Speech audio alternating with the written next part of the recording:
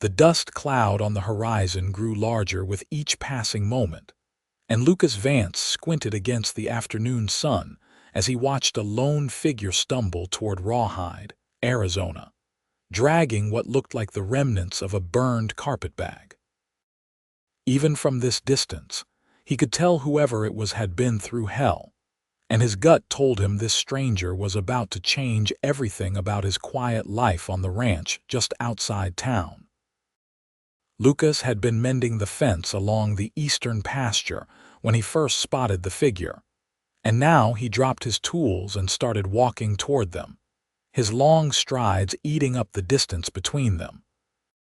As he got closer, he realized it was a woman, her dress torn and stained with soot, her dark hair falling loose from what must have once been a proper bun. She looked up at him with eyes the color of summer grass, and then her knees buckled. He caught her before she hit the ground, his strong arms wrapping around her slight frame as she collapsed against his chest. "Easy now," he said, his voice rough from years of calling to cattle across open plains. "I have got you." She tried to speak, but only a cracked whisper came out. Lucas could see her lips were cracked and bleeding from dehydration. Without another word, he lifted her into his arms and started carrying her back toward his ranch house, which sat about a mile from where they stood. She weighed next to nothing, and he could feel every bone in her back through the thin fabric of her ruined dress. The walk back seemed to take forever, even though Lucas moved as quickly as he dared. The woman drifted in and out of consciousness, occasionally mumbling words he could not quite make out. By the time he reached the house, a modest but sturdy wooden structure with a wide porch, she had gone completely limp in his arms. Lucas kicked open the door and carried her straight to his bedroom, the only proper bed in the house. He laid her down gently on the quilt his mother had made before she passed, then rushed to pump water from the kitchen. He dampened a clean cloth and returned to her side, carefully wiping the dust and grime from her face. Up close, he could see she was young, probably in her early 20s, with delicate features that would have been beautiful if not for the obvious signs of suffering. Her cheekbones stood out too sharply, suggesting she had not eaten properly in days. There were bruises on her arms, and her hands were blistered and raw. He managed to get some water between her lips, and she swallowed reflexively. After a few minutes of patient coaxing, her eyes fluttered open again, and she stared at him with confusion and fear. "Where am I?" she whispered. "My ranch, just outside Rawhide," Lucas said, sitting back to give her some space. "I am Lucas Vance. I found you walking in from the desert." "What happened to you?" Tears welled up in her green eyes, and she turned her face away. "The stage," she managed. "Bandits attacked us 2 days ago. They killed the driver and the guard, took everything from the passengers. The other woman with me, she tried to run and they shot her. I only survived because I hid under the seats until they left. When I finally came out, everyone was dead. I started walking, hoping to find a town." Lucas felt anger rise in his chest. Bandit attacks had become more common in recent months, but he had hoped the marshal would have done something about it by now. "You walked for 2 days," she nodded weakly. "I had a canteen from the stage, but it ran out yesterday morning. I just kept walking because I did not know what else to do." "What is your name?" Lucas asked gently. Lily Caldwell." She closed her eyes again. "I had everything I owned in my bags, all my money, my mother's jewelry, the letter from the school where I was supposed to teach. It is all gone. You were coming here to teach." "In Tucson," she said, her voice breaking.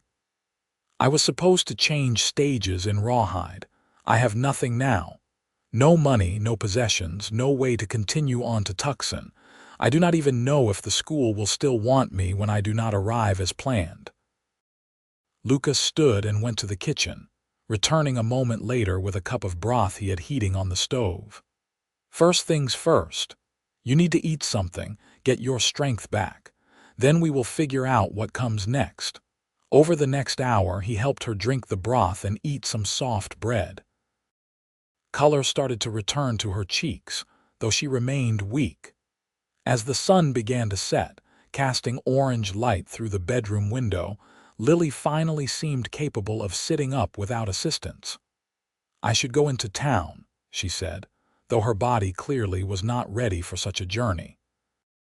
"I cannot impose on your hospitality any longer. It is getting dark and you can barely sit up," Lucas said firmly. "You will stay here tonight. Tomorrow, when you are stronger, I will take you into Rawhide and we will see what can be done about your situation." Lily looked like she wanted to argue, but exhaustion won out. "Thank you," she whispered. "I do not know what would have happened if you had not found me."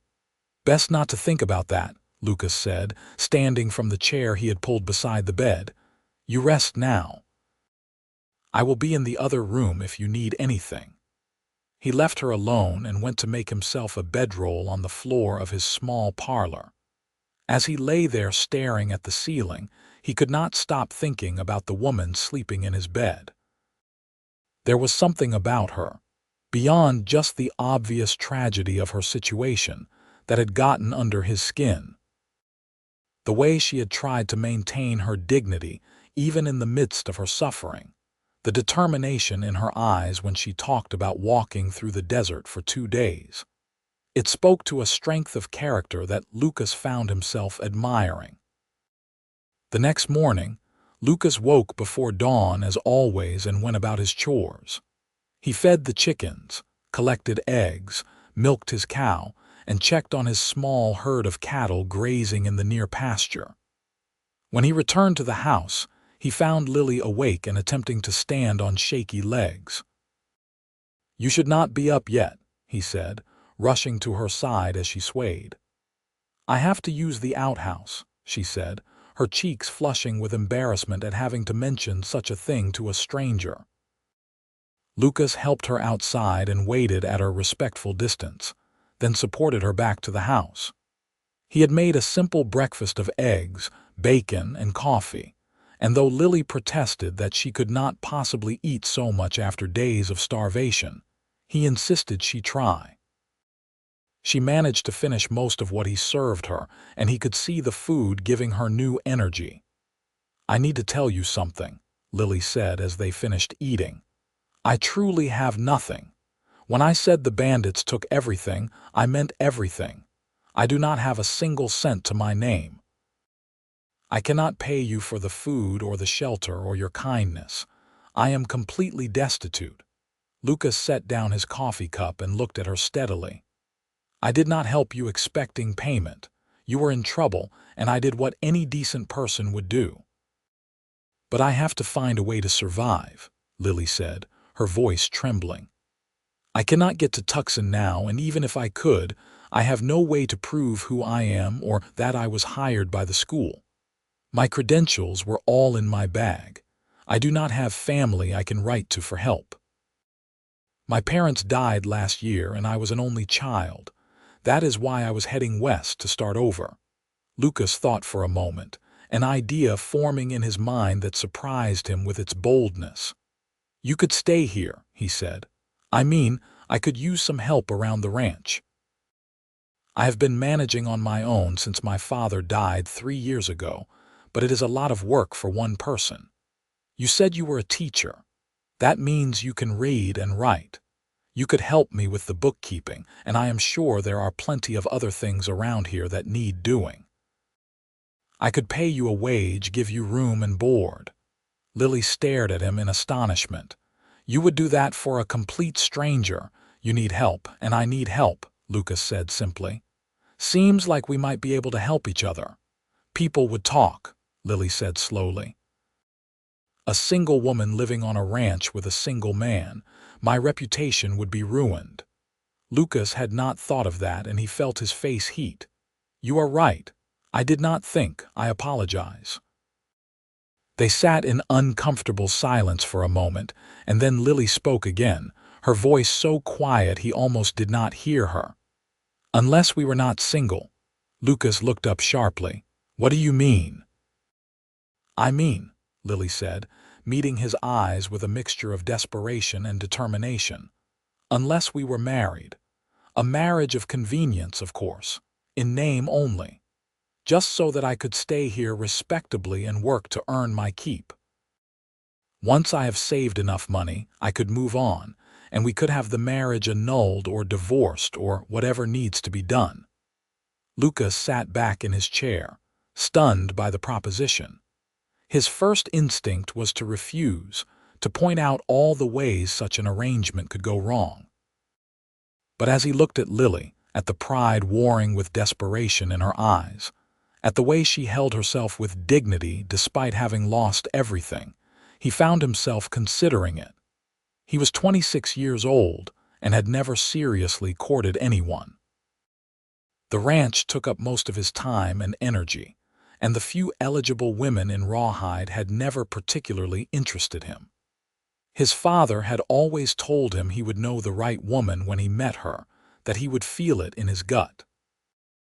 Lucas was not sure what he felt right now qualified as that kind of certainty, but he did know that something about Lily Caldwell made him want to help her in any way he could. "All right," he said, and watched her eyes widen in shock. "But with some conditions. If we do this, we do it properly. We get married by the preacher in town, legal and binding. You would have my name and my protection, and I would not have you treated as anything less than my true wife in the eyes of the community. Behind closed doors, we can maintain whatever boundaries you need to feel comfortable. But publicly, we would be husband and wife in truth." "I accept your conditions," Lily said quickly. "Thank you, Mr. Vance. You cannot know what this means to me. If we are going to be married, you should probably call me Lucas." A small smile crossed her face, the first he had seen from her. "Then you should call me Lily." 2 days later, after Lily had regained enough strength to make the journey into town, Lucas hitched up his wagon and drove them into Rawhide. The town was small but bustling, with a main street lined with businesses that served the surrounding ranches and farms. There was a general store, a saloon, a hotel, a blacksmith, a doctor's office, and at the far end of the street, a small white church. Lucas drove directly to the church and helped Lily down from the wagon. She was wearing a dress he had retrieved from a trunk in his attic, one that had belonged to his mother. It was a bit loose on her smaller frame, but it was clean and respectable, far better than the ruined garment she had arrived in. The preacher, a kind-faced man named Reverend Thomas, was surprised by their request, but agreed to perform the ceremony that very afternoon. Lucas went to fetch the witnesses required by law, returning with the owner of the general store and his wife, a couple who had known Lucas since he was a boy. The ceremony was simple and brief. Lucas had purchased a plain gold band from the general store, and when the time came to place it on Lily's finger, his hand trembled slightly. She looked up at him with those green eyes, and he saw gratitude there and fear, and something else he could not quite name. "I now pronounce you man and wife," Reverend Thomas said. "You may kiss the bride." Lucas hesitated, unsure if Lily would want him to follow through with this part of the traditional ceremony. But she rose slightly on her toes and pressed a soft, quick kiss to his lips, so brief it was over almost before it began. Still, Lucas felt the touch of her mouth against his like a brand. They signed the marriage certificate, and suddenly Lily Caldwell became Lily Vance. As they left the church, the general store owner's wife pulled Lily aside and pressed a package wrapped in brown paper into her hands. "A wedding gift," the woman said warmly. "Just a few things I thought you might need. Welcome to Rawhide, Mrs. Vance." In the wagon on the way back to the ranch, Lily opened the package to find a beautiful blue dress, a warm shawl, and various small items like hairpins and ribbons. Tears streamed down her face as she examined each item. "People here are kind," she said softly. I did not expect such generosity. People look out for each other in places like this, Lucas said. It is how we survive. That night, Lucas insisted Lily continue sleeping in the bedroom while he maintained his bedroll in the parlor. She had protested, saying that he should not be driven from his own bed, but he would not hear any arguments. They settled into an awkward routine, carefully polite with each other, dancing around the strange reality of their situation. The days began to blend together as Lily recovered her strength. Lucas taught her the routines of the ranch, and she proved to be a quick learner.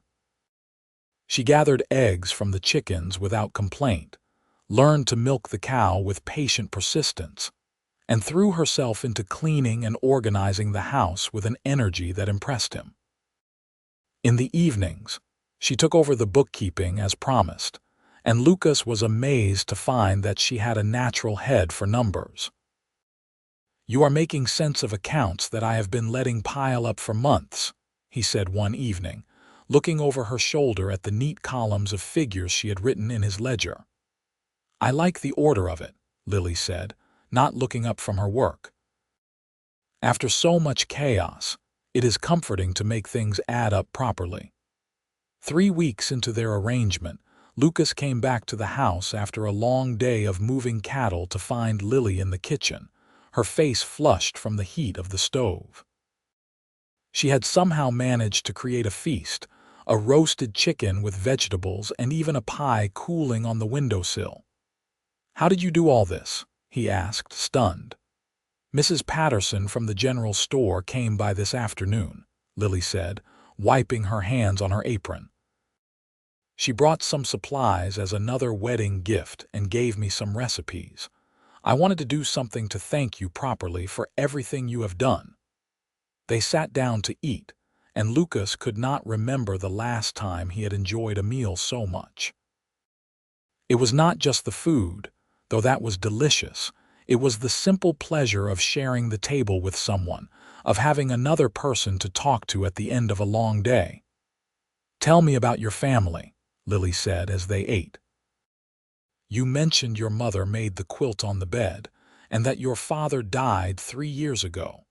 What were they like?"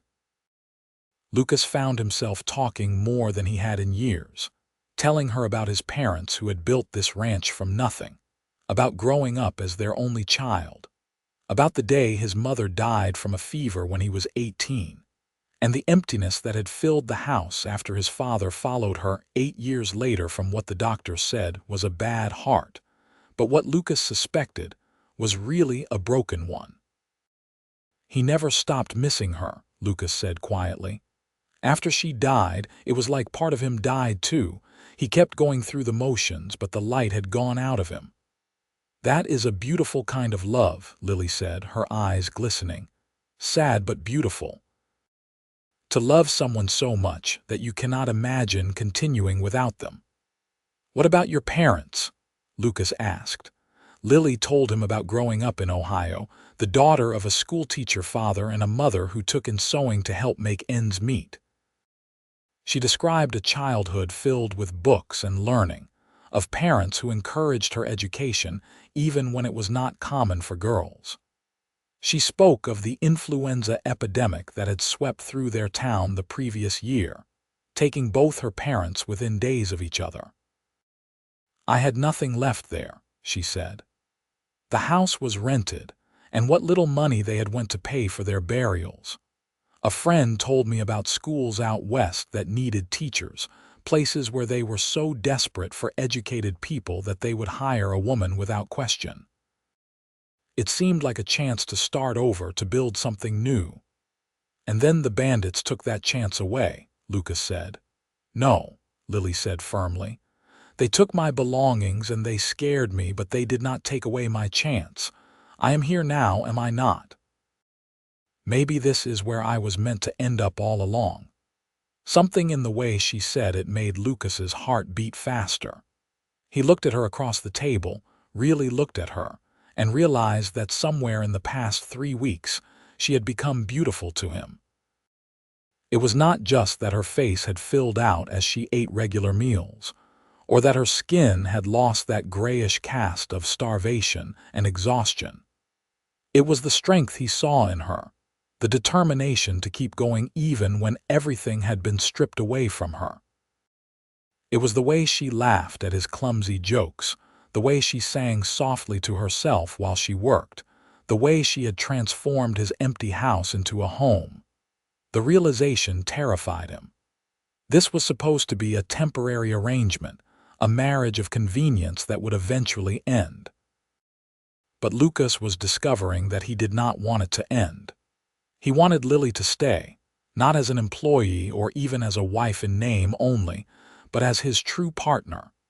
He said nothing about these feelings, afraid that voicing them would scare her away. Instead, he continued as they had been, maintaining a respectful distance even as every day made him more aware of her presence, more attuned to her voice, her movements, the way she tucked her hair behind her ear when she was concentrating. A month after their wedding, Lucas needed to make a trip into town for supplies. Lily asked if she could come along, saying she wanted to thank Mrs. Patterson personally for her kindness.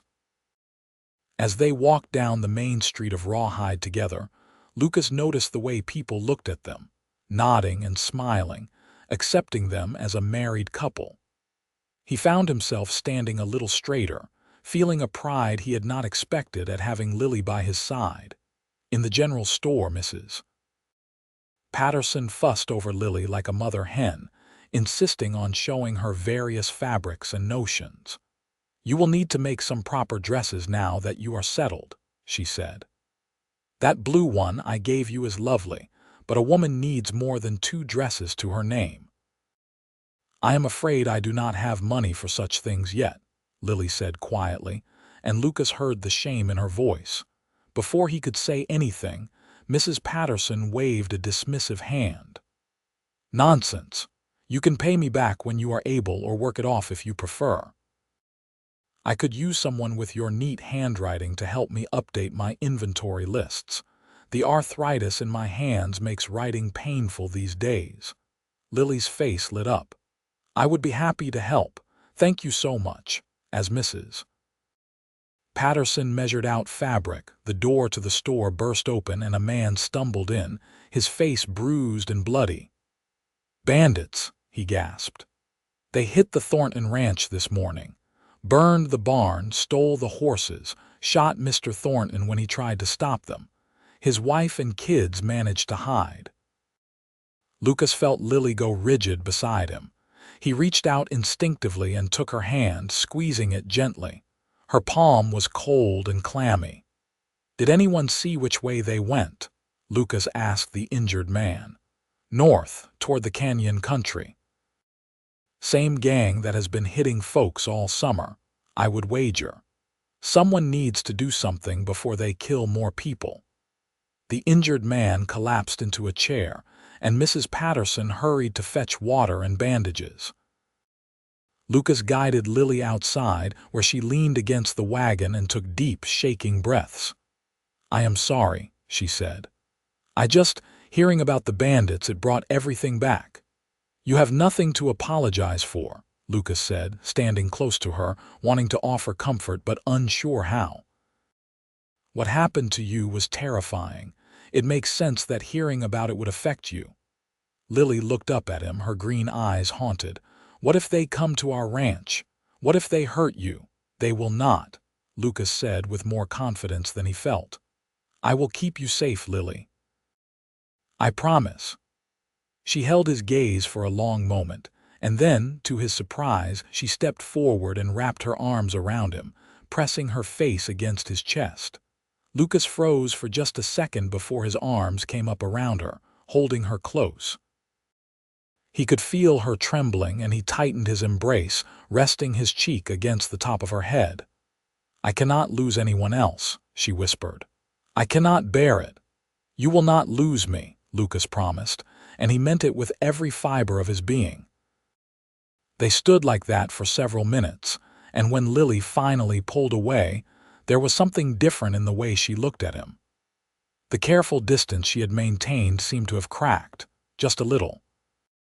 That evening, a group of ranchers gathered at the saloon in Rawhide to discuss the bandit problem.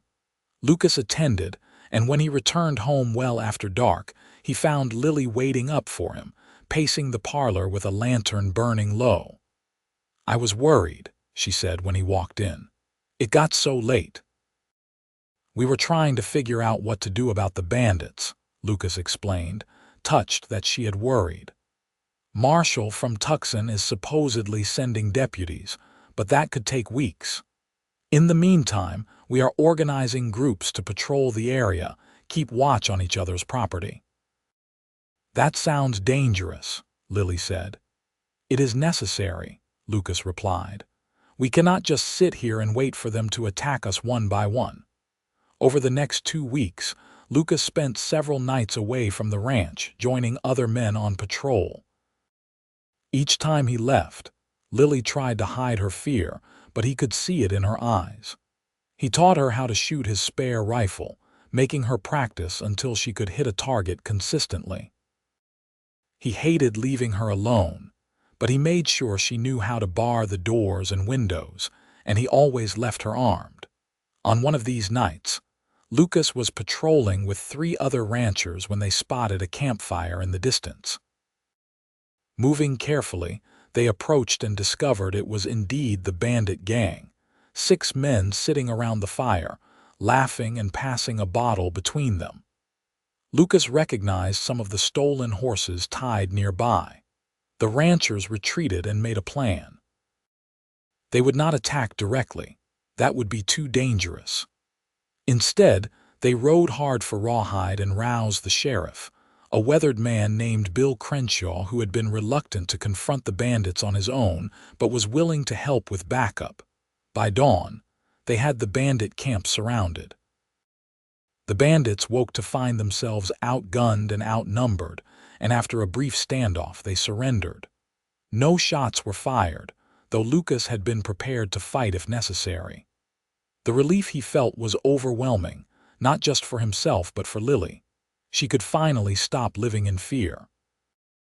When he arrived back at the ranch that morning, exhausted and covered in dust, Lily ran out of the house and threw herself into his arms with such force that he nearly stumbled backward. "Thank God," she said, her voice muffled against his shirt. "I heard the horses and I was so afraid something had happened." "It is over," Lucas said, holding her tight. "We caught them. They are going to jail. You are safe now." Lily pulled back to look at him, and there were tears streaming down her face. "I was so scared that you would not come back. I sat here all night imagining the worst, and I realized that somewhere along the way, this stopped being a temporary arrangement for me. I do not want this to be pretend anymore, Lucas. I do not want separate beds and careful distance. I want a real marriage with you, if that is something you might want too." Lucas felt like his heart might burst out of his chest. "Lily, I have wanted that for weeks now. I have been half in love with you since the moment you insisted on getting up to help with chores even though you could barely stand. Every day I fall a little more.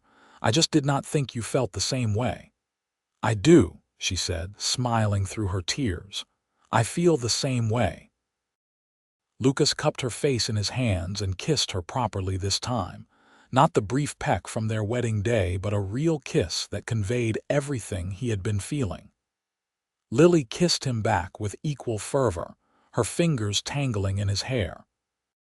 When they finally broke apart, both breathing hard, Lucas rested his forehead against hers. "I love you," he said. "Lily Vance, I love you with everything I am." "I love you too," she whispered back. That night, Lucas gave up his bedroll in the parlor and joined his wife in their bedroom, and their marriage became real in every sense of the word. They took their time, learning each other with gentle touches and whispered words, and when Lily fell asleep in his arms afterward, Lucas lay awake marveling at how his life had changed. 2 months ago, he had been alone, resigned to a solitary existence. Now he had a partner, a love, a future that looked brighter than he had ever imagined. The seasons changed. summer giving way to fall and then winter. Lily continued to help Mrs. Patterson with her inventory work, earning enough to pay back the cost of fabric and then some. She made herself several new dresses and sewed new shirts for Lucas. She transformed the ranch house with small touches, curtains for the windows, rugs on the floors, flowers from her small garden in vases on the tables. Lucas expanded the ranch, buying more cattle with the money they had saved thanks to Lily's careful management of their accounts. He built an addition onto the house, adding a proper kitchen and a second bedroom for the future. They talked about that future often, about the children they hoped to have, about growing old together. In the spring, a year after Lily had stumbled into his life out of the desert, she told Lucas she was pregnant. He picked her up and spun her around, whooping with joy, and she laughed and clung to him. "We are going to have a baby," she said, wonder in her voice. "I cannot believe it." "I can," Lucas said, setting her down gently and placing his hand on her still flat stomach. "I can believe anything good as long as I have you." The pregnancy progressed smoothly, and Lily bloomed with it, growing round and beautiful. Lucas treated her like she was made of glass, constantly fussing over her until she laughingly told him to stop or she would go mad. "Women have been having babies since the beginning of time," she reminded him. "I am not going to break," but Lucas could not help himself. The thought of anything happening to Lily or their child terrified him in a way that nothing else ever had. He had lost too many people he loved. He could not bear to lose her. In the late fall, with the help of a midwife from town, Lily gave birth to a healthy baby boy. Lucas held his son for the first time and felt tears stream down his face as he looked at the tiny, perfect face. "What should we name him?" Lily asked from the bed, exhausted but radiant. "I was thinking William after my father," Lucas said, "but only if you approve." "William Vance," Lily said, testing the name. "I like it. Little Billy." Billy proved to be a happy, healthy baby, and Lucas could not get enough of him. He would spend hours just watching him sleep, marveling at his tiny fingers and toes. Lily would often find him in the middle of the night, sitting beside the cradle they had set up in their room, just staring at their son with an expression of wonder on his face. "You are going to spoil him terribly," Lily said one night, though there was no criticism in her voice. "He is my son," Lucas said simply. "I want him to know every day of his life how much he is loved." As Billy grew from a baby into a toddler, the ranch continued to prosper. Lucas hired 2 ranch hands to help with the increasing workload, young men from town who were grateful for steady employment. Lily started teaching the children of neighboring ranchers to read and write, holding lessons twice a week in their parlor. She charged only a small fee, but it was not really about the money. It was about using her skills, about being the teacher she had always wanted to be.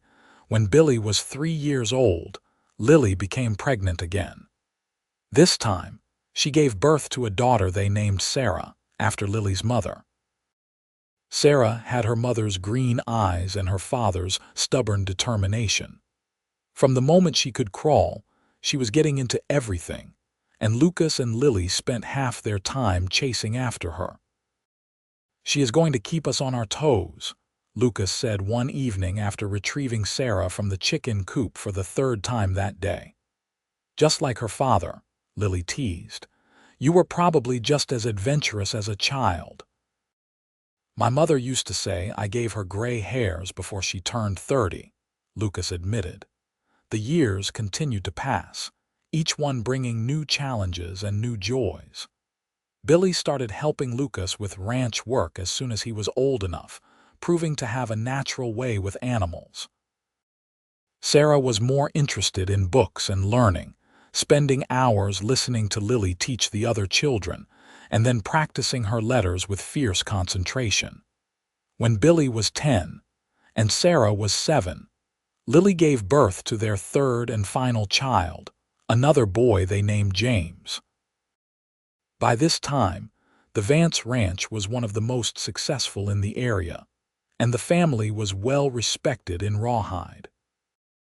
Lucas had been asked to serve on the town council, and Lily's informal school had grown so much that the town was discussing building a proper schoolhouse and hiring her as the official teacher. Can you imagine? Lily said one evening as she and Lucas sat on their porch, watching the sun set over the mountains in the distance. Billy was in the barn tending to the horses, Sarah was inside putting James to bed, and for a moment they had peace and quiet. Imagine what? Lucas asked, reaching over to take her hand. All of this. 6 years ago I had nothing. I was walking through the desert certain I was going to die, and now look at us. We have this beautiful home, 3 incredible children, a successful ranch, respect in the community. Sometimes it feels like a dream. It is not a dream, Lucas said, lifting her hand to his lips and kissing it gently. It is real. You made it real by being brave enough to keep walking that day, brave enough to accept help from a stranger, brave enough to take a chance on me. You gave me everything, Lily said, her eyes shining. You gave me your home, your name, your love, your life. I came here with nothing, and you gave me the whole world. No, Lucas said softly. You gave me everything. Before you, I was just going through the motions, existing but not really living. You brought joy and purpose and love into my life. You gave me a family. You made me whole. Lily leaned over and kissed him, a soft, sweet kiss that still made his heart race even after all these years. We gave each other everything, she said when they parted. That is what love is supposed to do. The years rolled on, and Lucas and Lily watched their children grow into fine young adults. Billy took over more and more of the ranch operations, showing a skill for business that impressed even his father. At 21, he married a local girl named Emma, and they built a house on the far side of the ranch property. Sarah fulfilled her mother's dreams by becoming a teacher, taking over Lily's classes when Lily decided she wanted to focus more time on her growing brood of grandchildren. She married a doctor who had recently moved to Rawhide, and they settled in town. James, the baby, proved to have a wandering spirit. At 18, he announced he wanted to see more of the world before settling down. Lucas understood, even though it was hard to watch his youngest son ride off toward California with promises to write often. He did write, long letters full of descriptions of the places he saw and the people he met. And he came home every Christmas without fail. Lucas and Lily grew old together on the ranch, their hair turning gray, their faces gaining lines that spoke of lives well lived and much laughter. They sat on their porch most evenings, holding hands and watching the sunset, talking about the past and present and occasionally the future, though neither liked to think too hard about a time when one might be without the other. You ever think about that day? Lily asked one evening when they were both in their 60s. The day you found me. I think about it all the time, Lucas admitted. I think about how my life might have gone if I had not been mending that fence, if I had not looked up at just the right moment to see you in the distance. How different everything would have been. Fate, Lily said simply. I was meant to find you. We were meant to find each other. I am grateful every day that we did, Lucas said. Billy and Emma eventually took over full operation of the ranch, and Lucas was content to step back and offer advice when asked. He spent his time maintaining a small vegetable garden, fishing in the creek that ran through the property, and most of all, being with Lily. They had more time together now than they had ever had when they were younger and busy raising children and building a life. They traveled a bit, taking the train to San Francisco one year to visit James, who had settled there and opened a successful import business. They visited Sarah and her family in Rawhide often, delighting in their 4 grandchildren. They watched Billy and Emma welcome their own children, and Lucas got to experience the profound joy of becoming a great-grandfather. On their 30th wedding anniversary, Billy organized a huge celebration at the ranch. It seemed like the entire county showed up, people whose lives had been touched by Lucas and Lily in various ways over the years. Former students of Lily's came, now grown with children of their own. Ranchers whose property had been saved when Lucas organized the group that captured the bandits came. Mrs. Patterson, now ancient but still sharp as a tack, came from the general store that her grandson now ran. Reverend Thomas, who had performed their wedding ceremony so many years ago and had baptized all their children, stood to make a speech. "I have married many couples in my time," he said, his voice wavering with age but still strong. "But I have never seen two people more perfectly suited to each other than Lucas and Lily Vance. Their love has been an example to this entire community of what marriage should be. They have built not just a successful ranch, but a legacy of kindness, generosity, and devotion that will live on for generations." Lucas looked at Lily as the Reverend spoke, and she looked back at him, and in her green eyes, he saw the same love he had seen on the day she had told him she wanted their marriage to be real. That love had never diminished. If anything, it had grown stronger with each passing year. "I love you," he mouthed to her across the crowded room. "I love you too," she mouthed back.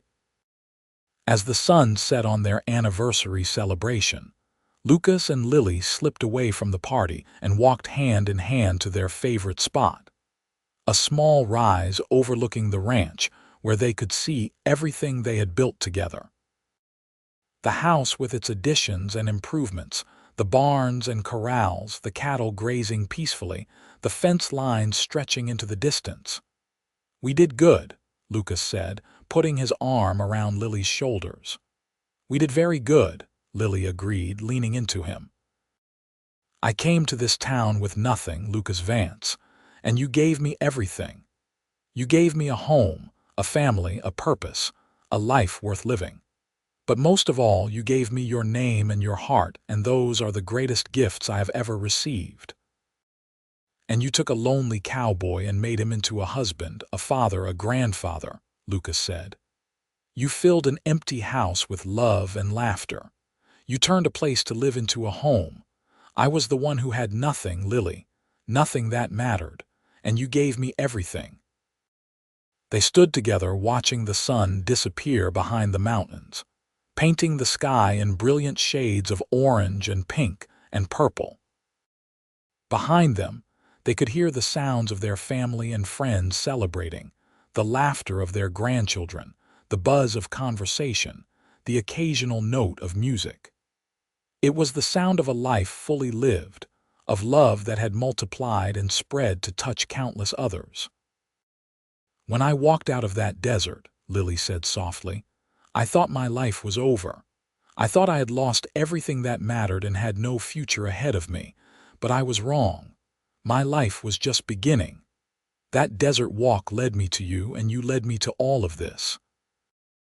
I would walk through 1,000 deserts if I knew you were waiting at the end. You will never have to walk alone again," Lucas promised, the same promise he had made to her so many times over the years. "I will be by your side until my last breath." "And I will be by yours," Lily said. As darkness fell, they walked back to the party together, their steps slower than they once had been but no less sure.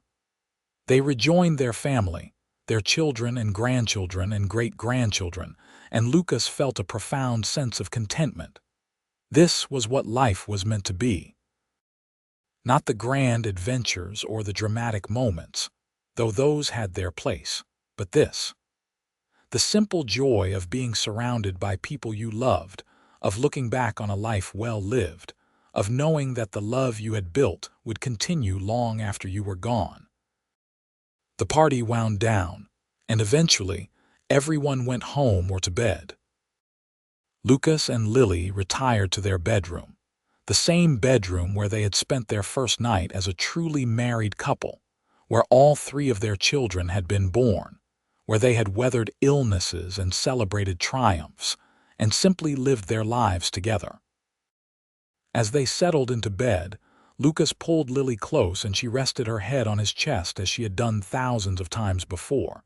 He could feel her heartbeat, steady and strong, and he matched his breathing to hers.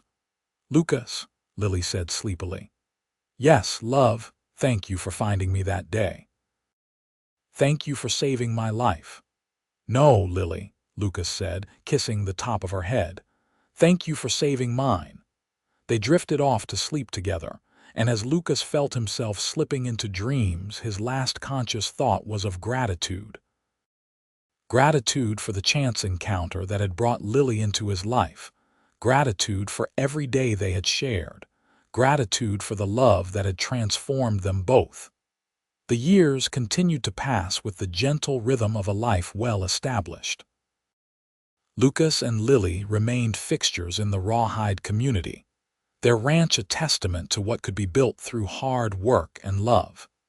They saw their grandchildren grow and marry, and they welcomed great-great-grandchildren before the end. On a warm spring morning, when Lucas was 72 and Lily was 70, they took their usual walk around the property. The wildflowers were blooming, painting the landscape in vibrant colors that reminded Lucas of the day he had first seen Lily, dusty and desperate, but determined to survive. They picked a bouquet together, Lily exclaiming over each new bloom they discovered. When they returned to the house, Lily arranged the flowers in a vase while Lucas made them tea. They sat together at the kitchen table they had shared for over 40 years, and Lucas looked at his wife, still beautiful to him despite the silver in her hair and the lines on her face. Those lines were marks of a life filled with laughter and love, and he treasured each one. "What are you thinking about?" Lily asked, catching him staring. "About how lucky I am," Lucas said simply. "About how one decision to walk toward a stranger in the desert changed everything. About how I found the missing piece of myself that I did not even know was missing." Lily reached across the table and took his hand, her grip still firm despite her age. "We were always meant to find each other," she said. "I believe that with my whole heart. God or fate or whatever force guides the universe brought us together because we were made to be together." "I believe that too," Lucas said. They finished their tea and spent the rest of the morning in comfortable companionship, Lily working on a quilt for their newest great-grandchild while Lucas read aloud from the newspaper.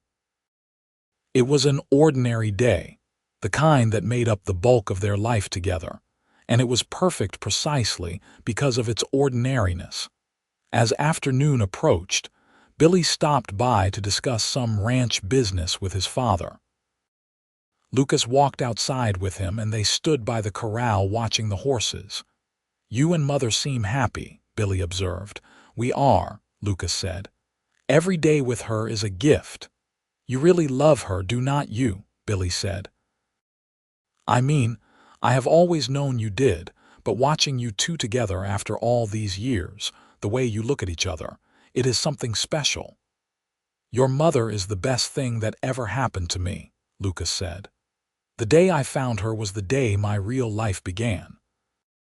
Everything before that was just preparation for her." Billy smiled. "I hope Emma and I are still that in love when we have been married as long as you two have." "The secret is choosing to love each other every day," Lucas said. "It is not always easy. There are hard times, disagreements, challenges.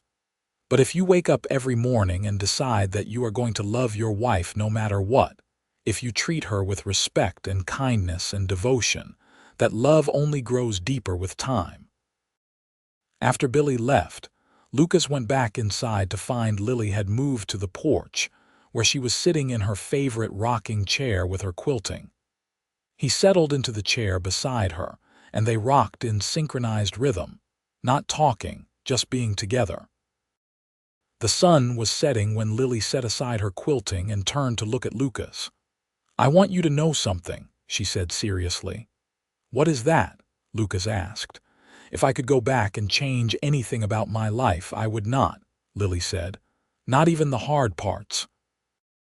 Not losing my parents, not the bandit attack, not the walk through the desert. Because all of that led me here to you, to this life we built. I would endure it all again if I knew this was where I would end up." Lucas felt his throat tighten with emotion. "I feel the same way," he said. "Every choice I made, every path I took, led me to that moment when I looked up and saw you walking toward me. And I thank God for every single one of those choices because they gave me you." They sat together as darkness fell, wrapped in blankets against the cooling evening air, holding hands and watching the stars come out one by one. This was their routine now, had been for years, and Lucas never tired of it. As long as he had Lily beside him, he could watch 1,000 sunsets and never grow bored. The seasons cycled through once more. Summer blazed hot, fall brought cooler temperatures and harvest, winter settled in with occasional snow, and spring returned with renewed life. Lucas and Lily marked their 45th wedding anniversary with a quiet dinner at home, surrounded by their immediate family. The big celebrations were harder for them now, tiring in a way they had not been when they were younger. But the smaller gathering was no less filled with love. Their children and grandchildren toasted them, shared memories, and expressed their gratitude for the example Lucas and Lily had set. Sarah stood and spoke through tears about how her parents had taught her what real love looked like, how that knowledge had helped her in her own marriage.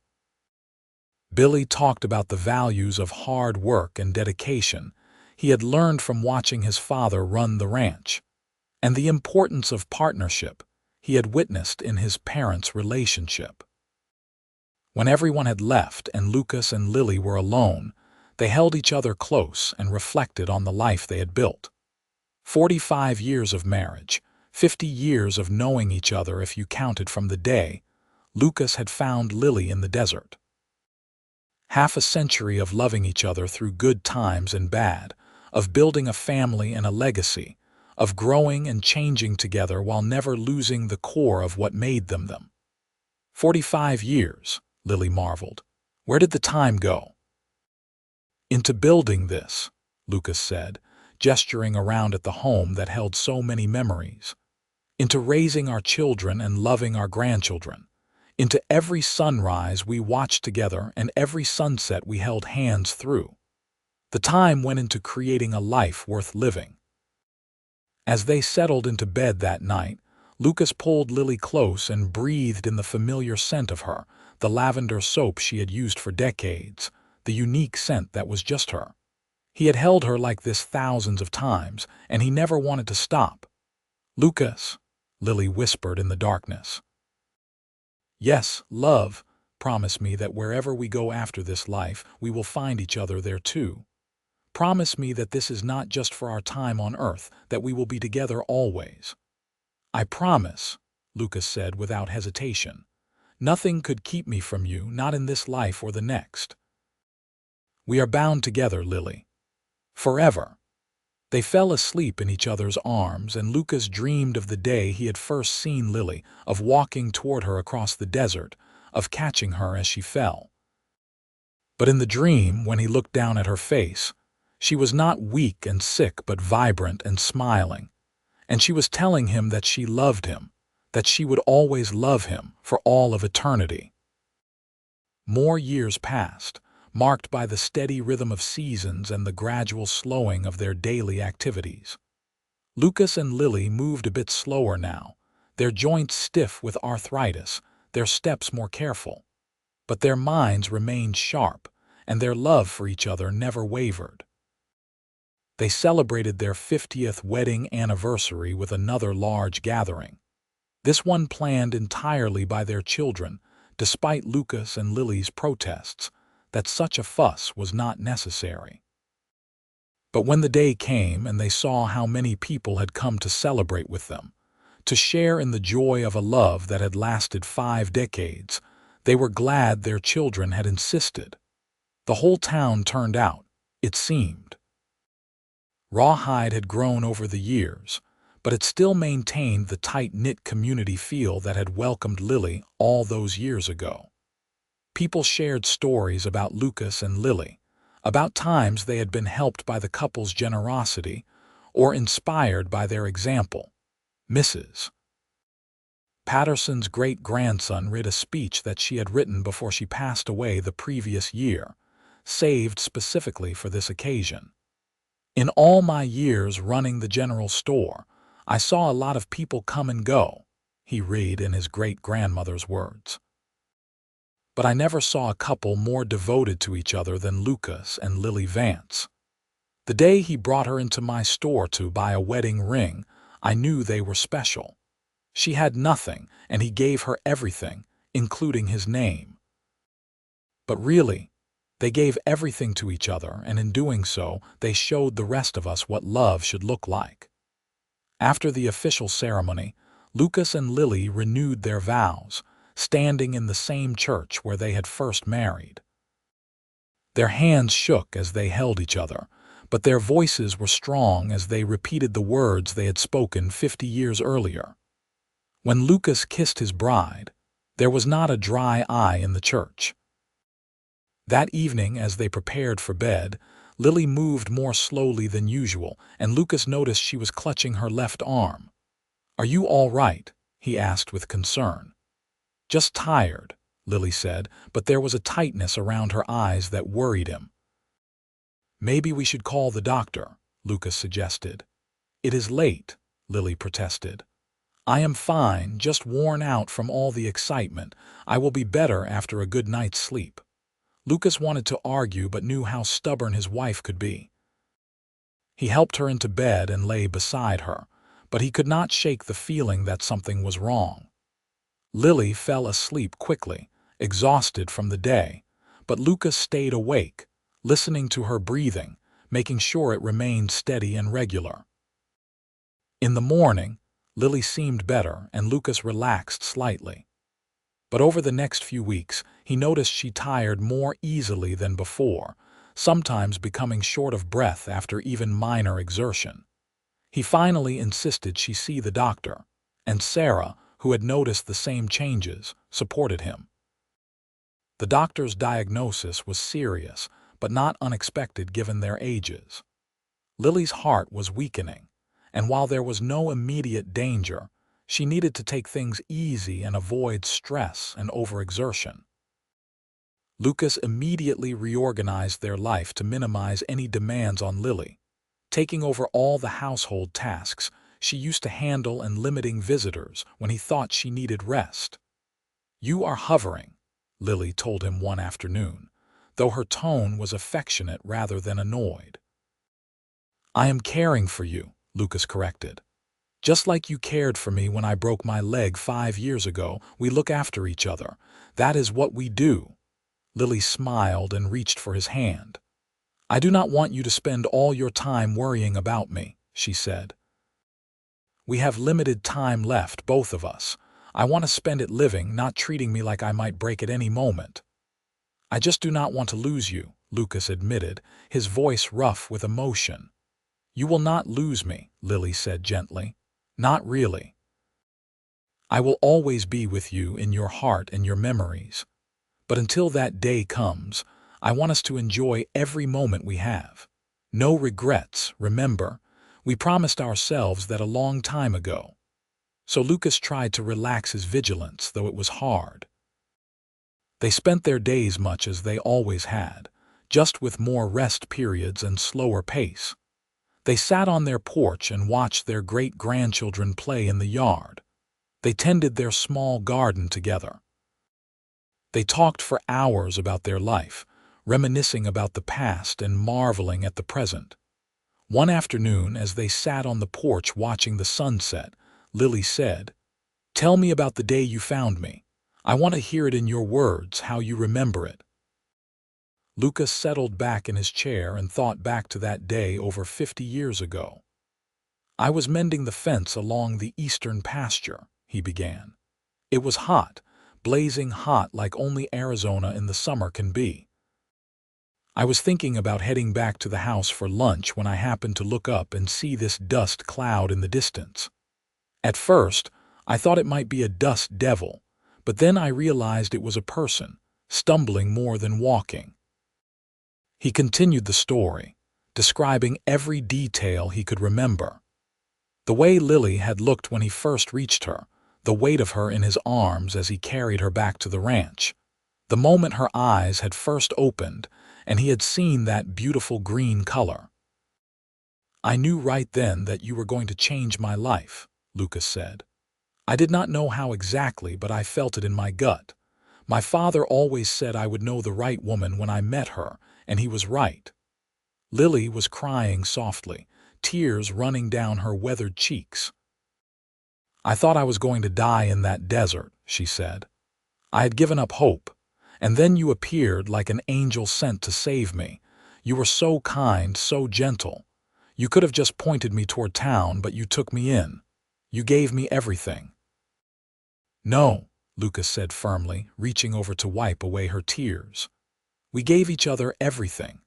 I was alone before you, Lily. I had a house but not a home. I had land but no one to share it with. You brought joy and purpose into my life. You made me whole." They sat together until the stars came out, holding hands and remembering. When they finally went inside, Lucas helped Lily to bed and lay beside her, listening to the steady rhythm of her breathing. He knew their time was growing shorter. He could feel it in the changing of the seasons, in the way Lily seemed to grow more fragile with each passing day. But he refused to waste their remaining time in fear. Instead, he chose to cherish every moment, to store up memories that would have to sustain him when she was gone. Through the winter and into the spring, Lily continued to decline slowly but steadily. She spent more time resting, less time up and about. But her mind remained sharp, and her love for Lucas never wavered. They talked often about their life together, about the children and grandchildren they had raised, about the love that had sustained them through 52 years of marriage. On a warm spring evening, as the wildflowers bloomed and birds sang in the trees, Lily called Lucas to her bedside. She had been resting most of the day and he had been worried, but when he entered the room, she was smiling. "Come here," she said, patting the bed beside her. Lucas lay down next to his wife, and she curled into him as she had done thousands of times before. He wrapped his arms around her, holding her close. "I love you so much," Lily said softly. "You have been the greatest blessing of my life, Lucas Vance. I want you to know that. Every day with you has been a gift." "I love you too," Lucas said, his voice breaking. "More than I could ever express in words." They lay together as the sun set, painting the room in shades of gold and pink. Lily talked about their life together, about specific memories that meant the most to her.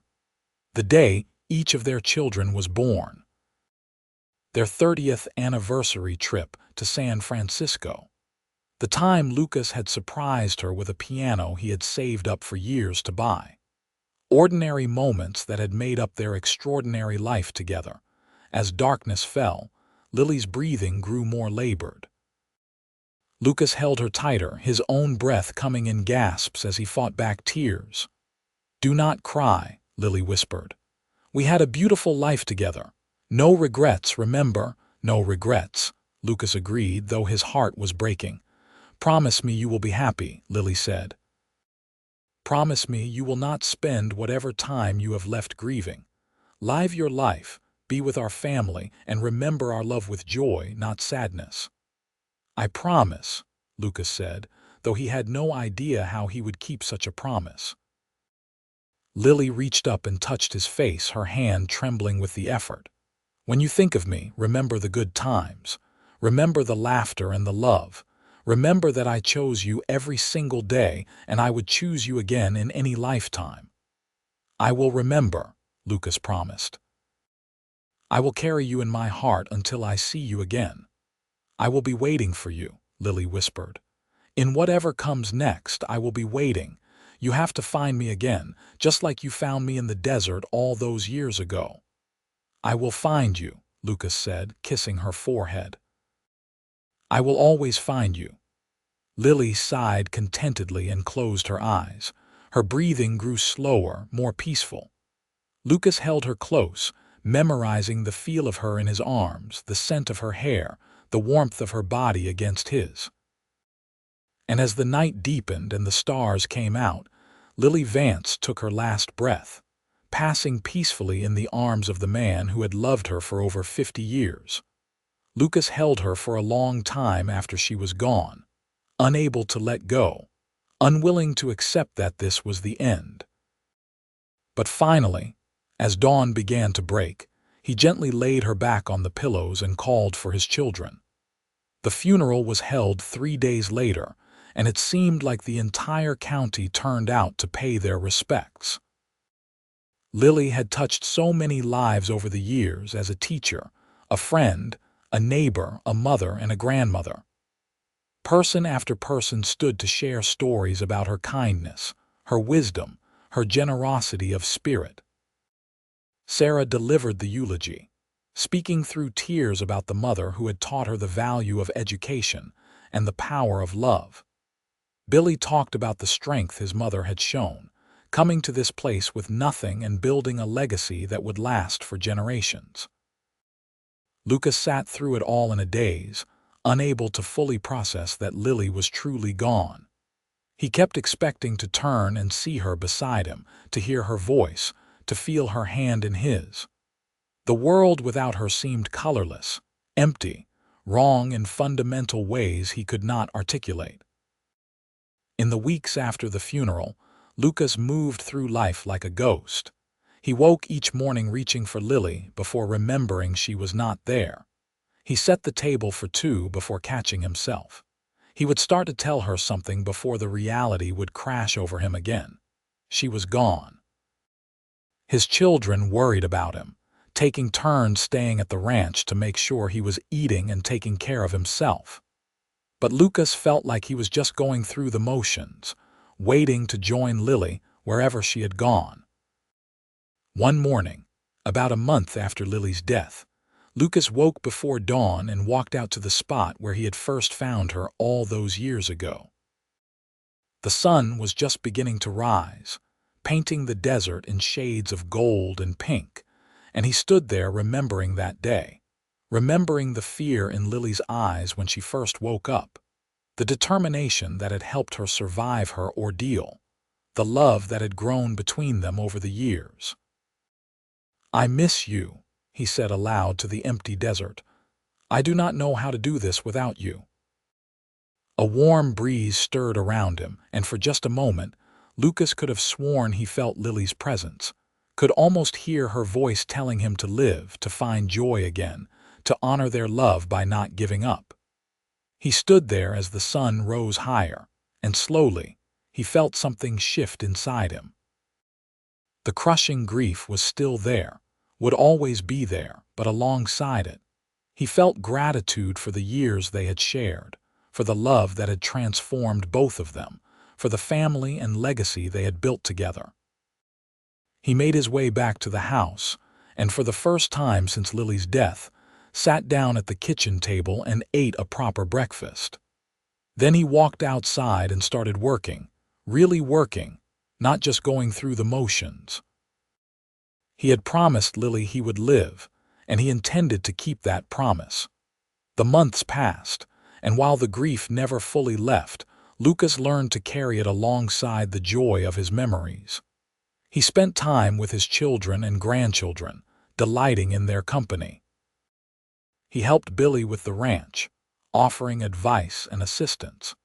He attended Sarah's school performances and spent Sunday dinners surrounded by family. He was there when James came home from San Francisco with news that he was getting married, and he gave his blessing with a full heart. Lucas lived for another 10 years after Lily's death. years filled with watching great-grandchildren grow and new great-great-grandchildren be born. He remained active and engaged with his family and community, though everyone knew a part of him was always with Lily, waiting to be reunited. On a spring morning, almost exactly 10 years after Lily had died, Lucas woke feeling different. He was 82 years old now, and his body had been slowing down for some time. But today, he felt an odd sense of peace, of anticipation. He went through his morning routine, ate breakfast, and then walked outside to the porch where he and Lily had spent so many evenings together. Billy found him there several hours later, sitting peacefully in his rocking chair with a slight smile on his face. He had passed quietly, with no pain or struggle, simply slipping away as gently as falling asleep. In his hand, he held the locket Lily had always worn, the one that contained a photo of them on their wedding day. At Lucas's funeral, the whole family gathered to celebrate a life well lived. Sarah spoke about her father's devotion to her mother, about how their love story had been an inspiration to everyone who knew them. Billy talked about the values his father had instilled in him and the legacy of the ranch they would continue to maintain. James, who had traveled from San Francisco with his wife and children, shared memories of growing up with parents who showed him every day what real love looked like. They buried Lucas next to Lily in the cemetery on the hill, overlooking the ranch they had built together. On the shared headstone, their children had inscribed, "Lucas and Lily Vance, together in life, together in death, together for eternity. She came with nothing, he gave her everything. They gave each other love." The ranch continued to thrive under Billy's stewardship, passed down through the generations just as Lucas and Lily had hoped. Their great-great-great-grandchildren grew up hearing stories about the woman who had stumbled out of the desert with nothing and the cowboy who had given her everything, including his name. Their love story became legend in Rawhide, a testament to the power of kindness, the strength of devotion, and the enduring nature of true love.